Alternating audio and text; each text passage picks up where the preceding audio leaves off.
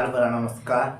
और आज है 14 फरवरी, यानी आज ब्लैक डे है और वैलेंटाइन डे है। ये आप पे डिपेंड करता है आप क्या मानते हैं क्या नहीं मानते हैं। खैर, मेरे लिए वैलेंटाइन डे से बहुत ज़्यादा इम्पोर्टेंट है वो फौजी भाइयों, वो हमारे देश के जवानों वीर जो आज अपना सब चीज़ त्याग के वो भारत माँ के प्यारे हो गए।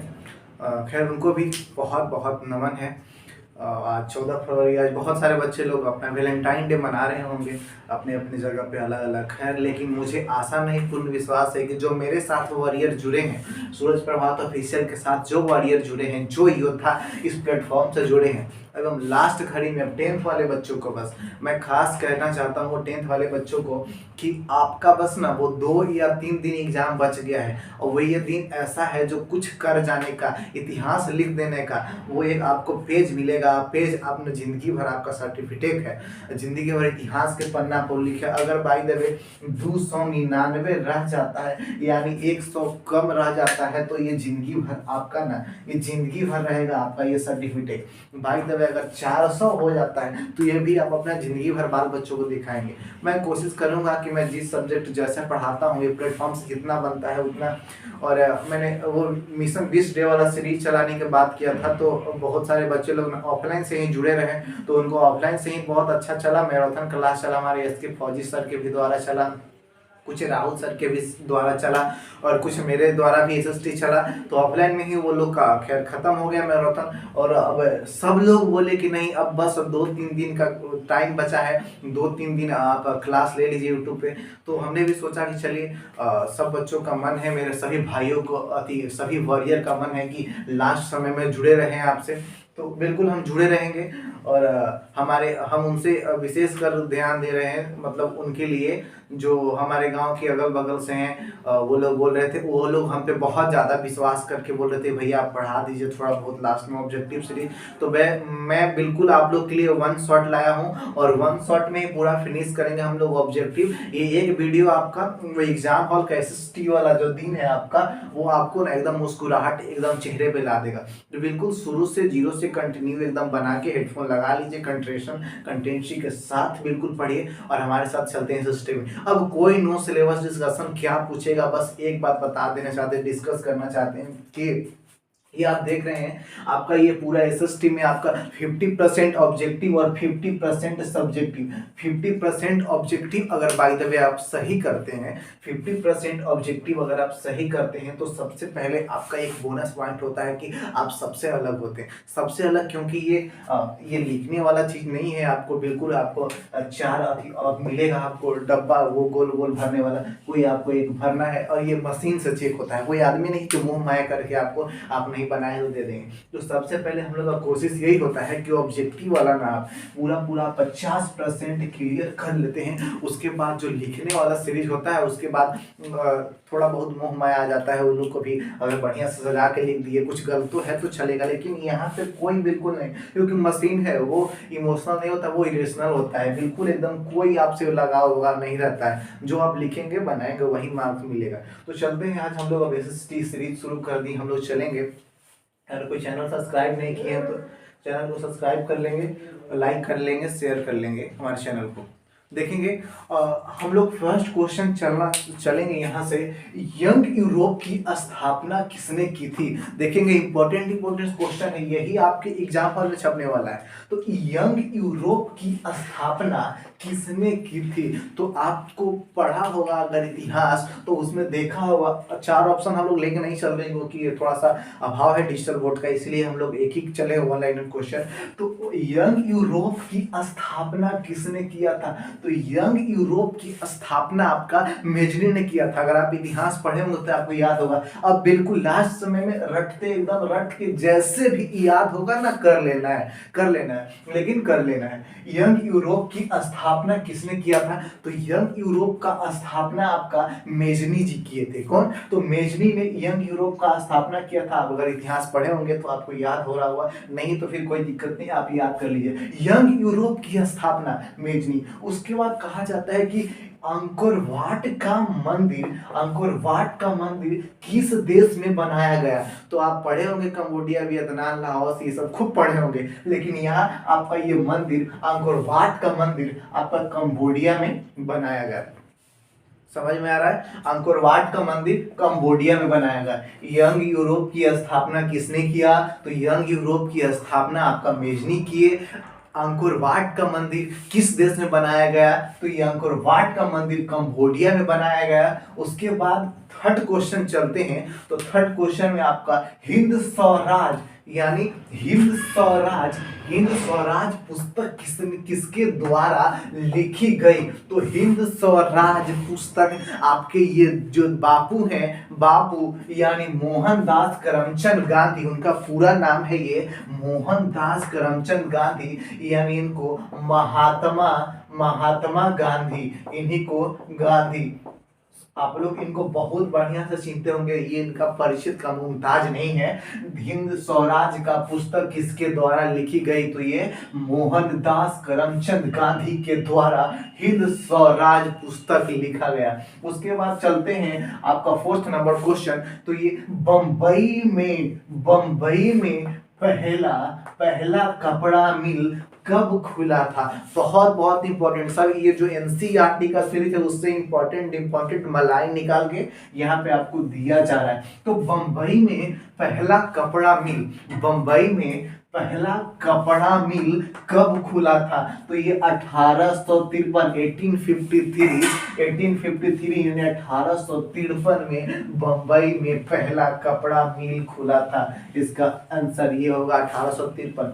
उसके बाद चलते हैं 5 नंबर क्वेश्चन। तो ईस्ट इंडिया कंपनी जो 1600 ईस्वी में आपका भारत में स्थापना हुआ, उसका ईस्ट इंडिया कंपनी का, ये ईस्ट इंडिया कंपनी अफीम किस देश में भेजती थी? यानी किस देश के साथ अफीम का व्यापार करता था ईस्ट इंडिया कंपनी? तो अगर आप मूवी वगैरह देखे होंगे, तो अगर नहीं देखे होंगे तो ये एग्जाम बाद आप देख लीजिएगा। ये आपको मंगल पांडे का मूवी में भी दिखाया गया कि ईस्ट इंडिया कंपनी का अफीम किस देश में भेजती है। तो ये चीन के साथ भेजती थी, चीन के साथ व्यापार करती थी ईस्ट इंडिया अफीम का। उसके बाद चलते हैं नंबर 6। तो नंबर 6 वर्नाक्यूलर प्रेस एक्ट किस गवर्नर जनरल के समय पारित हुआ था? तो वर्नाक्यूलर प्रेस एक्ट किस गवर्नर जनरल के समय पारित हुआ था? तो ये आपका लॉर्ड लिटन महाराज थे, इन्हीं के समय में ये हुआ वर्नाक्यूलर प्रेस एक्ट, और ये इस समय के गवर्नर थे आपके लॉर्ड लिटन। तो लॉर्ड लिटन। उसके बाद नंबर 7 नंबर क्वेश्चन देखते हैं। कहा जाता है कि भारत में 2001 में कितने प्रतिशत भाग पर भौगोलिक क्षेत्र में वन का विस्तार था?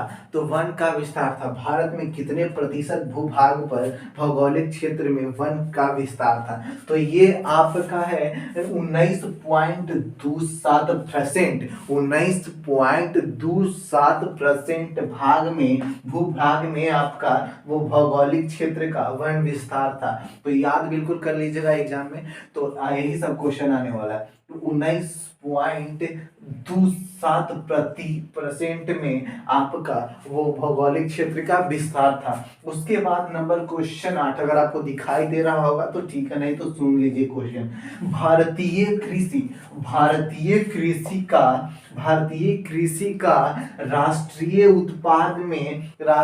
उत्पाद में योगदान है। यानी जब भारतीय कृषि है, जिससे हम लोग कृषि उपजाते हैं, उसका जो फायदा है, ये योगदान है हमारे राष्ट्र के प्रति कितना % है? तो वही आपका देखेंगे इधर, अब 22% है, यानी 22% है आपका कृषि से योगदान में अपना राष्ट्र का। उसके बाद हमने जगह का अभाव थोड़ा सा था, इसीलिए क्वेश्चन इधर लिखे। नंबर 9 क्वेश्चन, उद्योगों का जननी, बहुत इंपॉर्टेंट क्वेश्चन है कि उद्योगों की जननी किस खनिज को कहा जाता है? उद्योगों की जननी किस खनिज को कहा जाता है? तो आप अगर आप लोग पढ़े होंगे, अगर आप लोग पढ़े होंगे तो आपको जरूर पता होगा कि उद्योगों की जननी लोहा को कहा जाता है। किसको? लोहा को। हमने ऑफलाइन क्लास में ये सब का बहुत बढ़िया से पढ़ाया है। मैराथन क्लास लिया था, उसमें बहुत बढ़िया से पढ़ाया है कि उद्योगों की जननी खनिज को कहा, उद्योगों की जननी किस खनिज को कहा जाता है? तो ये आपका लोहा को। उसके बाद नंबर 10th में चलेंगे, 10th क्वेश्चन नंबर, कि गुजरात का तेल उत्पादन केंद्र है। ऐसे आपको क्वेश्चन चार आएगा, उसमें से एक आपका अलिंकेश्वर रहेगा। आपको यही याद करना है, उतना के चक्कर में नहीं रहना, क्वेश्चन देखना है। एक तो बाई द मिस्टेक बहुत होता है क्या, कि इनमें से कौन कौन लौह अयस्क खनिज नहीं है, इनमें से कौन बीमारू राज्य नहीं है, इनमें से कौन केंद्र शासित प्रदेश नहीं है। ऐसा ऐसा क्वेश्चन आएगा, नहीं है वाला पर ध्यान देना है। लेकिन खैर अभी तक तो मैं अभी एक भी क्वेश्चन नहीं वाला नहीं डाला हूं, लेकिन आगे चलते हैं तो उसमें नहीं वाला क्वेश्चन बिल्कुल रहेगा। तो ये गुजरात का तेल उत्पादन केंद्र है। तो गुजरात का तेल उत्पादन केंद्र है, कौन है? तो अलिंकेश्वर यानी गुजरात का तेल उत्पादन केंद्र है। इसमें से 4 क्वेश्चन और रहेगा कि निम्नलिखित में से कौन तेल का उत्पादन केंद्र है। पहला दे देगा कुछ और, बरौली कानपुर दे देगा, उसके बाद मुंगेर दे देगा, और चौथा आपका अलिंकेश्वर। तो बिल्कुल आंख मूंद करके टिक लगा देना। टिक तो नहीं लगाना है, वहाँ क्या करना है? तो गोल करना है। ध्यान देंगे, गोल करने का भी तरीका होता है, वो लास्ट में थोड़ा सा हम बता देंगे, एग्जाम के बारे में बताएंगे कि लास्ट घड़ी में वो अलग वीडियो आपके लिए आएगा। तो देखते हैं, इसके बाद हम और नेक्स्ट चलते हैं। ये आपका 10th नंबर हो गया। अब हम लोग चलते हैं 11 नंबर क्वेश्चन की ओर चलेंगे। तो देखिए, आप हैं बिहार के टॉपर। कैसा लगा आपको? फील करके देखिए, आप हैं बिहार के टॉपर। आप देखिए बिहार के वो टॉप टेनर, आप देखिए वो है जिला के टॉप टेनर, आप देखिए वो गांव जवार के टॉपर। कैसा लगा आपको? अच्छा लगा ना? अच्छा लगा ना? तो बिल्कुल ध्यान से पढ़िए। Continue watching for video. हम लोग देखा 10 तक क्वेश्चन, उसके बाद हम लोग 11 देखेंगे। बताइए। अच्छा, मजदूर, ये इंपॉर्टेंट है, हिस्ट्री का क्वेश्चन है। मजदूर संघ अधिनियम आया था, यानी मजदूर संघ अधिनियम कब आया था? तो मजदूर संघ अधिनियम, थोड़ा सा ईस्वी वाला क्वेश्चन है, थोड़ा सा प्रॉब्लम होगा, लेकिन ये सब आपको न... तो मजदूर संघ अधिनियम आया था कब? 1926 में आया। थोड़ा सा ईस्वी वाला क्वेश्चन है ना, थोड़ा सा प्रॉब्लम होता है, हम समझ सकते हैं, क्योंकि जब हम भी थे 10th क्लास में ना, तो ये ईस्वी वाला क्वेश्चन याद नहीं होता था। तो देखेंगे थोड़ा सा, क्योंकि ऐसा क्वेश्चन रहता है, 80 में 40 छोड़ो 40 बनाओ, 40 छोड़ो 40 बनाओ। अब बताइए, एक आध गो नहीं आएगा, एक आध होगा, 2 गो में एगो बनेगा तब ठीक है, उतना भी बहुत है, लेकिन देख लेंगे तो अच्छा रहेगा। 1926 याद कर लेंगे। मजदूर संघ अधिनियम 1926 में आया, लागू हो गया था आपका 1926 में। तो उसके बाद देखेंगे न्यूनतम मजदूरी कानून लागू हुआ न्यूनतम मजदूरी कानून। बताइए, इस सब का चर्चा किए हम, ऑफलाइन वाले जो मेरे साथ जुड़े हैं ना, बहुत ही बढ़िया से उनको हम चर्चा करके बताएं। लेकिन खैर कोई बात नहीं है, अफसोस नहीं है। अब लास्ट घड़ी में मजबूती के साथ लगना है, और जय हिंद जय भारत का नाम लेके ना एकदम सभी वॉरियर्स को एकदम अच्छा करना है, मेरे साथ एकदम मिल के। तो न्यूनतम मजदूरी कानून लागू हुआ। अब कब लागू हुआ? तो 1948 यानी 1948, आजादी के जस्ट आफ्टर 1 ईयर, यानी आपका न्यूनतम मजदूरी कानून लागू हुआ। तो ये 1948 में आपको देखने के लिए मिलता है। तो उसके बाद फिर हम देखेंगे कि भारत में फैक्ट्री एक्ट लागू हो जाता है आपका 1881 में, यानी 1881 ईस्वी में भारत में फैक्ट्री एक्ट लागू हो जाता है। आपका जब फैक्ट्री एक्ट लागू होता है कब, तो 1881 में, यानी 1881 में। उसके बाद चलेंगे ये नैनो वाला जो मालिक आपका टाटा आयरन टिस्को कंपनी, यानी वही टाटा आयरन कंपनी की स्थापना कब हुआ? आहा, तो आप लोग को पता होगा कि जो टाटा जी हैं जमशेदपुर के नाम से, वो टाटा झारखंड में कंपनी है, उन्हीं के नाम से नगर बन गया।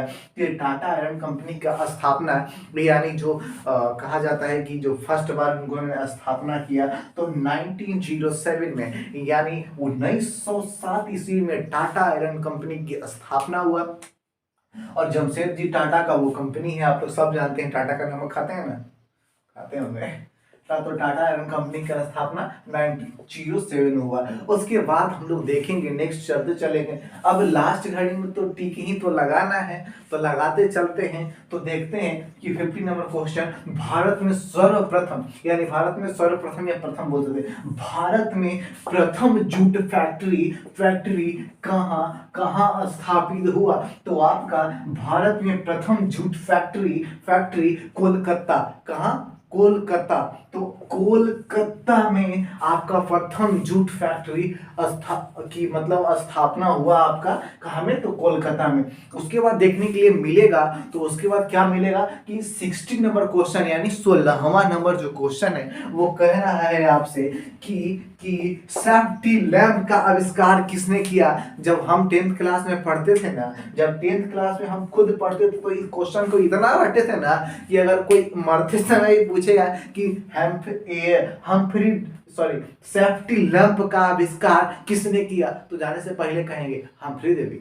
याद है इतना, तो इसी आप लोग भी रट के याद कर लीजिए, क्योंकि अब लास्ट समय है। लास्ट समय में टेंशन प्रेशर नहीं, बिल्कुल एकदम आम इंसान की तरह ना याद करके जाइए। अंदर एग्जाम हॉल में यही सब रहेगा, इससे भी हल्का हल्का क्वेश्चन रहेगा, हमें विश्वास है, क्योंकि मेरे साथ भी बीता है, हम खुद देख कर आए हैं और 3 सालों से देख भी रहे हैं। तो सेफ्टी लैंप का आविष्कार किसने किया था? तो सेफ्टी लैंप का आविष्कार आपका ये हम्फ्री डेवी जी करते हैं, हम्फ्री डेवी। उसके बाद संपूर्ण क्रांति, ये बिहार के आंदोलन का क्रांतिकारी थे। तो संपूर्ण क्रांति का नारा किसने दिया? तो संपूर्ण क्रांति एक ट्रेन चलती है जो पटना से चल के दिल्ली के लिए जाती है, आप लोग जान रहे होंगे, उससे मैं भी गया। तो ये जयप्रकाश नारायण जी के द्वारा यह नारा दिया गया था, और ये छात्र आंदोलन में भी इनका पढ़ाए थे आप लोग को। तो ऑफलाइन के साथ जो भी जुड़े हैं उनको तो पूरा समझ में आ रहा होगा, तो ऐसा ही खैर याद हो गया होगा, क्योंकि संपूर्ण क्रांति का नारा तो जयप्रकाश नारायण जी के द्वारा दिया गया। देखिए थोड़ा सा जगह के अभाव के कारण क्वेश्चन इधर है, तो इधर थोड़ा सा अब देखेंगे। अब बताइए, ताड़ी विरोधी आंदोलन पढ़ाए थे, ताड़ी विरोधी आंदोलन, ये तो ऐसा ही आप लगा दीजिएगा, ताड़ी अंधरा, तो कोई बात नहीं, यहाँ नए बच्चों के लिए जो जुड़े हैं नहीं। देखिए ताड़ी विरोधी आंदोलन, तो ताड़ी विरोधी आंदोलन आपका ये शुरुआत आंध्र प्रदेश में हुआ। ये आंदोलन ये वही चला आंध्र प्रदेश में, ताड़ी विरोधी आंदोलन। तो ताड़ी विरोधी आंदोलन हो गया। उसके बाद 19 क्वेश्चन, यानी 19 क्वेश्चन, श्रीलंका आजाद हुआ। ये भी क्वेश्चन पूछता है महाराज, पूछेगा आपसे कि श्रीलंका आजाद कब हुआ? तो ये आपका श्रीलंका आजाद 1940 एक्ट, यानी 1948 ईस्वी में जस्ट मेरे, यानी अपने 1947 में ये अपना इंडिया आजाद हुआ, फ्रीडम। और उसके बाद ये 1 ईयर आफ्टर, यानी 1 साल बाद ये श्रीलंका आजाद हुआ था 1948 ईस्वी में आपका ये श्रीलंका आजाद हो जाता है। उसके बाद क्वेश्चन नंबर 20 देखेंगे तो ये आपातकाल लागू हुआ था। आपको पढ़ाया गया था कि इंदिरा गांधी के शासन में आपको 1975 में आपको ये आपातकालीन लागू हो जाता है। तो वही क्वेश्चन पूछ रहा है कि आपातकाल लागू हुआ था, तो आपातकाल लागू हुआ 1975 ईस्वी में आपका इंदिरा गांधी के समय आपका आपातकालीन लागू हुआ था। ये भी क्वेश्चन पूछ सकता है आपके बोर्ड एग्जाम में कि कब किसके समय यानी आपातकाल लागू इंदिरा गांधी के समय कब कितने ईस्वी में हुआ था। तो ईस्वी पूछेगा तो 1975 इसके समय में अगर पूछता है तो आप इंदिरा गांधी के समय में मार सकते हैं 1975 में, और ये इंदिरा गांधी के समय में। उसके बाद लास्ट ये कितना नंबर है आपका 24 है 21 है, यानी 21 नंबर क्वेश्चन देखेंगे कि भारत में सर्वप्रथम पंचायती राज लागू हुआ था। तो भारत में सर्वप्रथम पंचायती राज आपका लागू हुआ था तो कब, यानी 2 अक्टूबर 1959 में, यानी 59 में, 2 अक्टूबर 1959, 2 अक्टूबर 1959 ईस्वी में पंचायती राज वो लागू हुआ था। और बता दें आपको कि ये हमारे बापू यानी गांधी जी का सपना था कि ये पंचायती राज को विस्तृत करे, लेकिन कुछ कारणों की वजह से कुछ दिन तक वो ठप रहा। लेकिन अब उन्हीं का देन है, उनका सपना साकार हुआ बापू का कि आज नहीं है फिर भी पंचायती राज व्यवस्था कितना अच्छा है, क्योंकि बड़े बड़े लोग आज वो चाहे यूपीएससी देखिए, पीसीएस देखिए, बड़े बड़े लोग पढ़ पढ़ के आज लोग पंचायती चुनाव लड़ना चाह रहे हैं। तो ये गांधी जी का ये सपना साकार हुआ। सबका सौभाग्य है कि पंचायत में रोज इतना सहयोग ले रहे हैं, अच्छा से निभा भी रहे हैं। एक बहुत ही बड़ा त्योहार है ये आपका मतदान। तो खैर 2 अक्टूबर 1959 का आपका ये पंचायती राज सर्वप्रथम लागू हुआ था 2 अक्टूबर 1959 में। अब देखते हैं आगे, मेरे साथ कंटिन्यू। अगर कुछ खाना पीना है तो खा लीजिए, लगे रहिए, लेकिन क्योंकि भूख हमें भी लगा है। लेकिन आप लोग को फिर से प्रचार दिखाना पड़ेगा। आप ही हैं बिहार का अगला, आप खुद यहाँ पे भर लीजिए अपना नाम, अब दिखा दीजिए जलवा, तेरा जलवा जलवा। तो अब चलेंगे 21 हो गया, उसके बाद हम लोग देखेंगे अब 22 की ओर चलेंगे। तो 20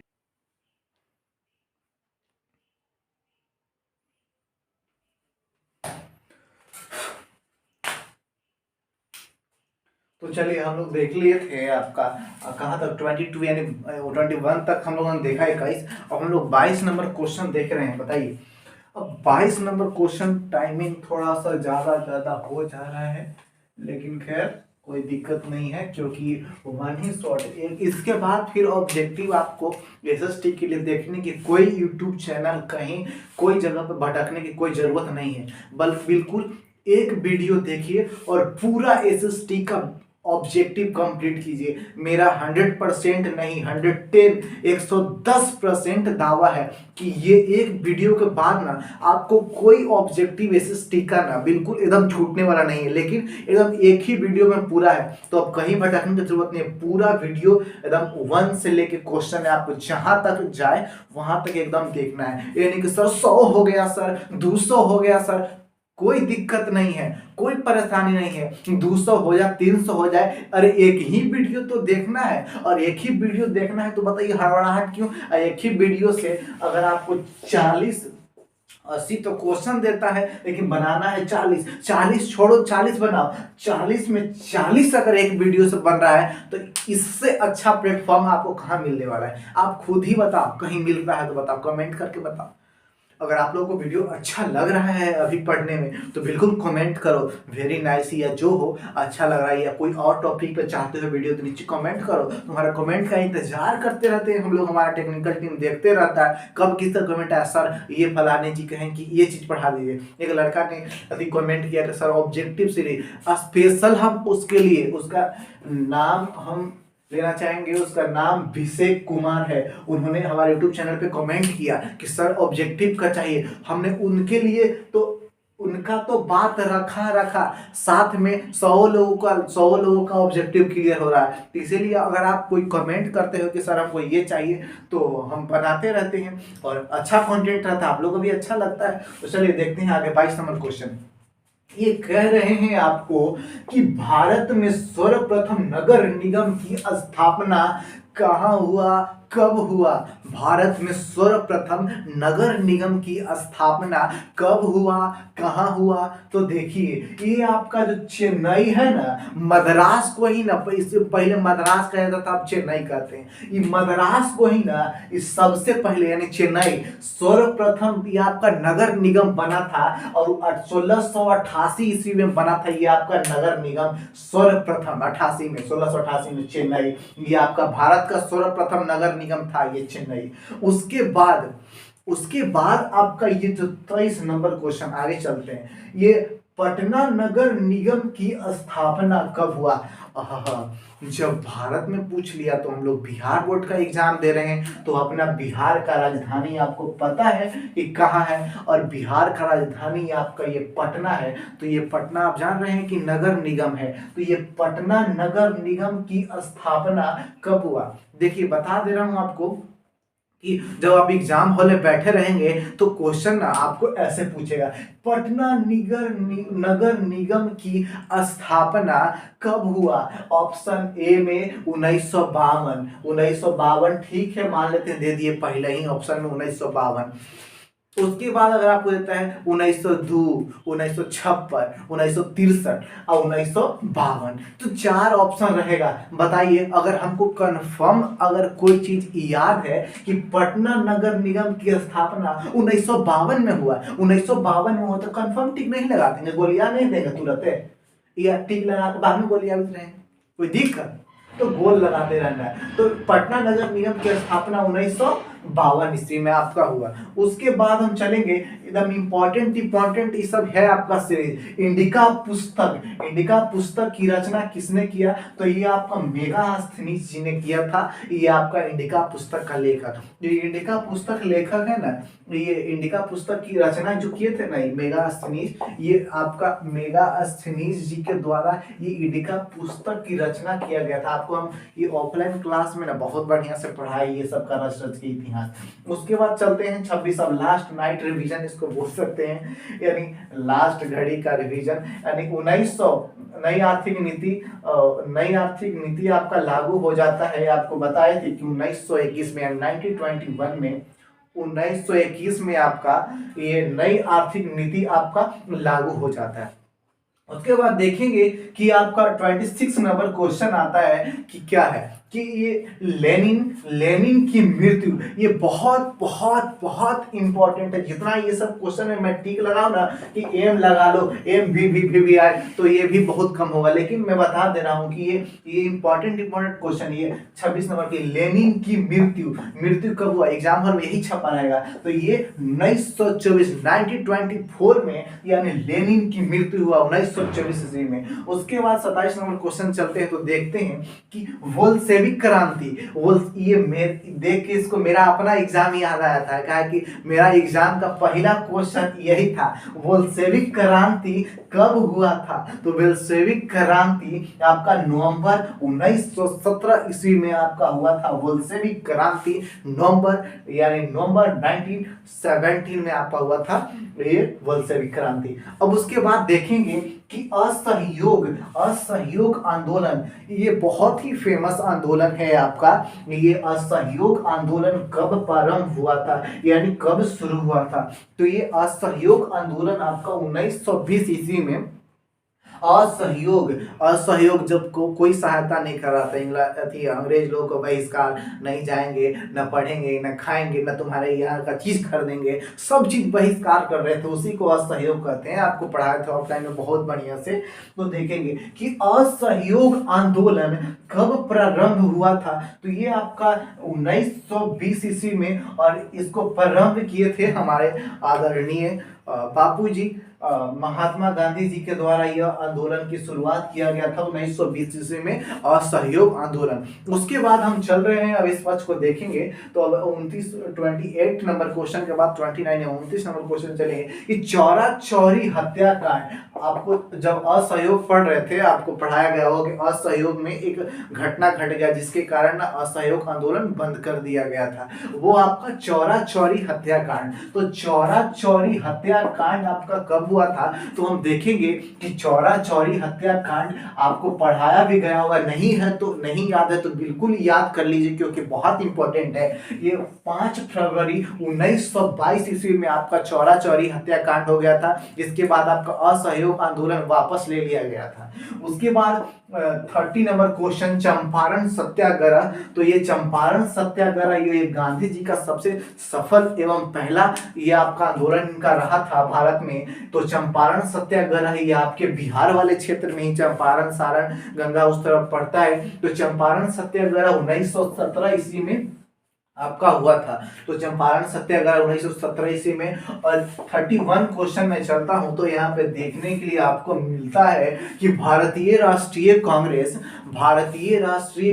की स्थापना कब और किसने किया था। तो भारतीय राष्ट्रीय कांग्रेस की स्थापना आपका 1885 में एओ ह्यूम के द्वारा किया जाता है, और इसका उद्देश्य था कि अपने देश को आजादी के बाद इसे पूर्णतः समाप्त कर दिया जाए। लेकिन नेताओं लोग ने भारतीय राष्ट्रीय कांग्रेस को ना वो अभी तक चला रहा है, उनका क्या उद्देश्य है वो अलग है।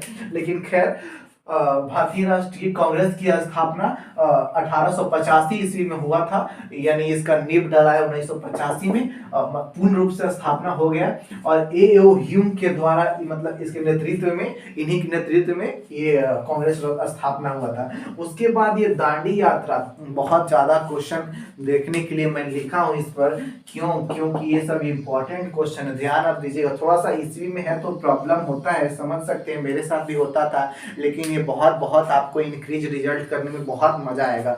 लेकिन देखिए दांडी यात्रा कब हुआ, तो ये बहुत ही इंपॉर्टेंट 1930 में 1930 में आपका 1930 में आपका हुआ क्या, तो दांडी यात्रा हुआ 1930 में। अब लखनऊ पैक्ट की बात करते हैं, 33 क्वेश्चन है, 33 क्वेश्चन कि लखनऊ पैक्ट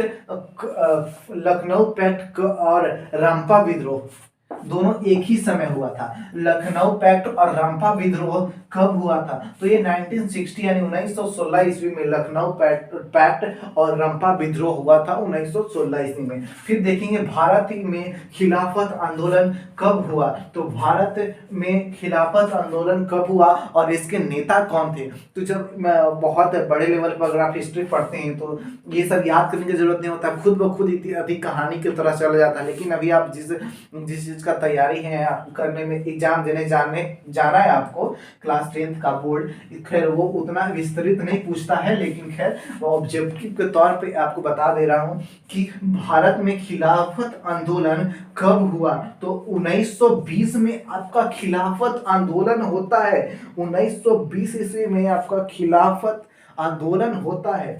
खिलाफत आंदोलन 1920 में होता है, और इसका नेता है अली बंधु। कौन, तो अली बंधु इसके नेता हैं। और उसके बाद पूर्ण स्वराज की मांग, तो पूर्ण स्वराज की मांग 1929 ईस्वी में पूर्ण स्वराज की मांग होती है। और इसके बाद 35 के बाद क्वेश्चन चलेंगे 36 नंबर क्वेश्चन। तो देखिए 36 नंबर हम लोग अब चलेंगे।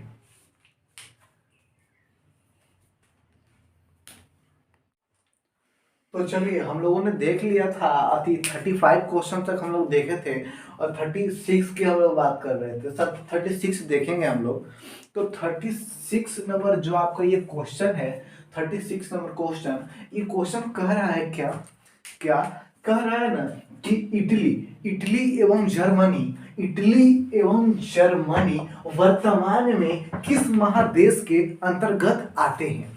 इटली एवं जर्मनी वर्तमान के किस महादेश के अंतर्गत आते हैं। तो बिल्कुल वहां पे 4 ऑप्शन रहेगा, लेकिन यहाँ थोड़ा सा अभाव है जगह का, इसलिए हम लोगों ने एक क्वेश्चन लिखा है, क्योंकि बच्चा एक क्वेश्चन याद करे, एक क्वेश्चन याद करे और एकदम उसी पे उसका नजर बने रहे, क्योंकि टीपे तो वही उसका आंसर है।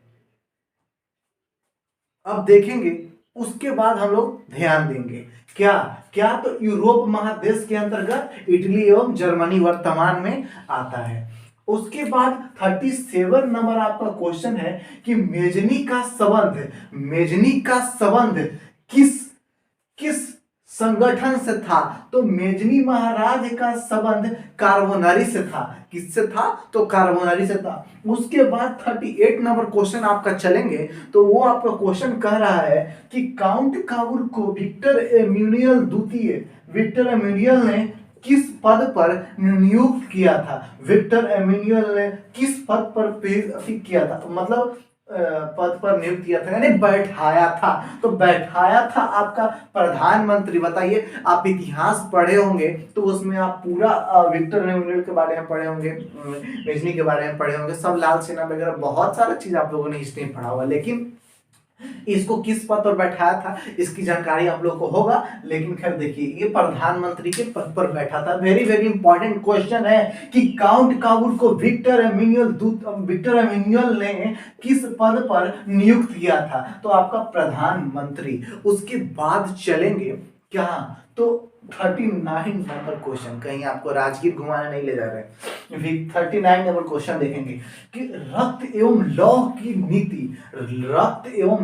की नीति का अवलंबन किसने किया था, तो रक्त एवं लौह का नीति का अवलंबन बिस्मार्क ने किया था। किसने, तो बिस्मार्क ने किया था। उसके बाद हम लोग देखेंगे कि 40 नंबर क्वेश्चन यानी 40 नंबर क्वेश्चन हम लोग देखेंगे, तो कहता है कि ये आपका 40 नंबर क्वेश्चन क्या कह रहा है कि रूस में कृषक दास प्रथा का अंत कब हुआ था।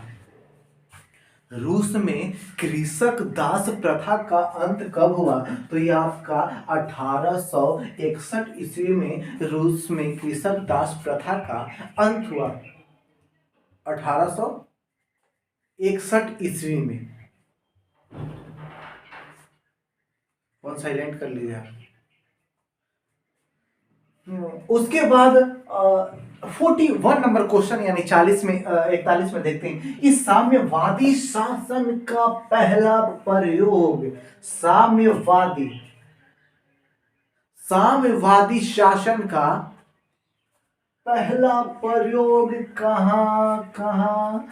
कहाँ हुआ था, तो आप लोग भी पढ़े होंगे तो देखे होंगे कि रूस में साम्यवादी शासन का पहला प्रयोग रूस में किया गया था। और ये आपका 42 number question, war and peace की रचना किसने किया, तो ये टॉल्स्टॉय ने। ये वेरी वेरी इंपॉर्टेंट है आपके लिए भी, ये टॉल्स्टॉय नहीं दिख रहा है तो ध्यान से ऊपर लिख दे रहे हैं आपको, सुन लीजिए ना, आप खुद लिख लीजिएगा कि वार एंड पीस की रचना किसने किया, तो वार एंड पीस की रचना टॉल्स्टॉय ने किया। देख लीजिए। अब इस वाले पक्ष में चलेंगे। अब पता यहां से देखेंगे 43 नंबर क्वेश्चन कि होआ आंदोलन किस प्रकृति का था, कैसा था, तो होआ आंदोलन ये क्रांतिकारी तो था, साथ में धार्मिक था। क्रांतिकारी तो था लेकिन साथ में धार्मिक था आपका होआ आंदोलन। उसके बाद 43 के बाद 44 नंबर क्वेश्चन चलेंगे, यानी 44वां नंबर के क्वेश्चन चलेंगे और देखेंगे कि जलियांवाला बाग हत्याकांड कब हुआ था। जलियांवाला बाग हत्याकांड वेरी वेरी वेरी मस्ट भी आई है आपके लिए। जलियांवाला बाग हत्याकांड आपका 13 अप्रैल 1990 में यानी 1919 ईस्वी में जलियांवाला बाग हत्याकांड आपका हुआ था। ये आपका जलियांवाला बाग हत्याकांड 13 अप्रैल 1919 में हुआ। उसके बाद स्पिनिंग जेनी का आविष्कार देखने के लिए होता है। ये भी इंपॉर्टेंट 10th वाले बच्चों के लिए, आप लोग के लिए तो बहुत बहुत इंपॉर्टेंट है। तो स्पिनिंग जेनी का आविष्कार 1770 ईस्वी में आपको देखने के लिए मिलता है कि ये होता है 1770 ईस्वी में आपका स्पिनिंग जेनी का भारत में। उसके बाद 46 नंबर क्वेश्चन यानी 46वां क्वेश्चन कि भारत में कोयला उद्योग, कोयला उद्योग का प्रारंभ कब हुआ था? यानी भारत में कोयला वाला उद्योग का जो प्रारंभ है ना, वो कब हुआ था? तो ये देखेंगे कि इसका कोयला उद्योग का प्रारंभ 1814 में, 1814 ईस्वी में पहली बार भारत में कोयला उद्योग का शुरुआत हुआ, 1814 ईस्वी में।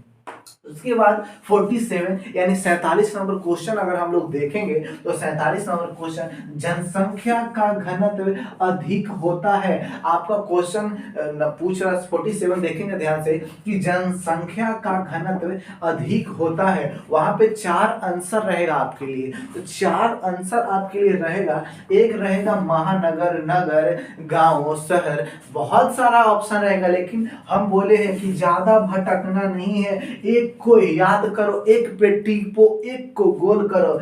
मिशन ए ओवन है, मिशन वन शॉट, तो वन शॉट में लगा के हेडशॉट मार देना है इसको। और जनसंख्या का घनत्व अधिक होता है आपका महानगर में। उसके बाद 48 नंबर क्वेश्चन चलेंगे तो देखेंगे कि ब्रेटन वुड्स सम्मेलन किस वर्ष हुआ था? तो ब्रेटन वुड्स सम्मेलन आपका ये हुआ था 1944 ईस्वी में आपका हुआ था। ब्रेटन वुड्स सम्मेलन 1944 ईस्वी में हुआ था। उसके बाद 49 यानी 49 नंबर क्वेश्चन हम लोग देखेंगे कि 49 नंबर क्वेश्चन, रूसो कहाँ का दार्शनिक था? रूस का नहीं था, रूस का नहीं था, तो कहाँ का होगा? तो रूसो फ्रांस का था। देखिए आंसर भी आपका फ्रांस है, तो रूसो फ्रांस का दार्शनिक था। और 50 अर्धशतक हम लोग पूरा करेंगे। सोपानी कृषि किस राज्य से संबंधित है? सोपानी कृषि किस राज्य से संबंधित है? उत्तराखंड। आपको बता रहे हैं, नीचे दिखाई दे रहा है तो ठीक है, नहीं तो ये नीचे उत्तराखंड लिखा हुआ। सोपानी कृषि किस राज्य से संबंधित है? तो ये उत्तराखंड से। सोपानी कृषि का मतलब होता है वो वहाँ उत्तराखंड वगैरह में पहाड़ वगैरह ज्यादा है, तो वो सीढ़ी नुमा खेती करते हैं। सीढ़ी बाई थोड़ा सा ऐसे होता है, उसके बाद फिर सीढ़ी बाई खेती होता है, उसको सीढ़ी नुमा होता है वहां पे खेती, और सोपानी कृषि उसको बोला जाता है। तो सोपानी कृषि किस राज्य से संबंधित है? तो आपका उत्तराखंड से। एक वीडियो 50 क्वेश्चन का आपका सीरीज देखा गया। हम बोल रहे हैं बस एक ही वीडियो देखिए, एक वन वीडियो में पूरा। लेकिन खैर वन वीडियो ये आपका 50 क्वेश्चन का रहा। फिर आज कम से कम ये आपका अगला वीडियो आपका ऑब्जेक्टिव का रहेगा।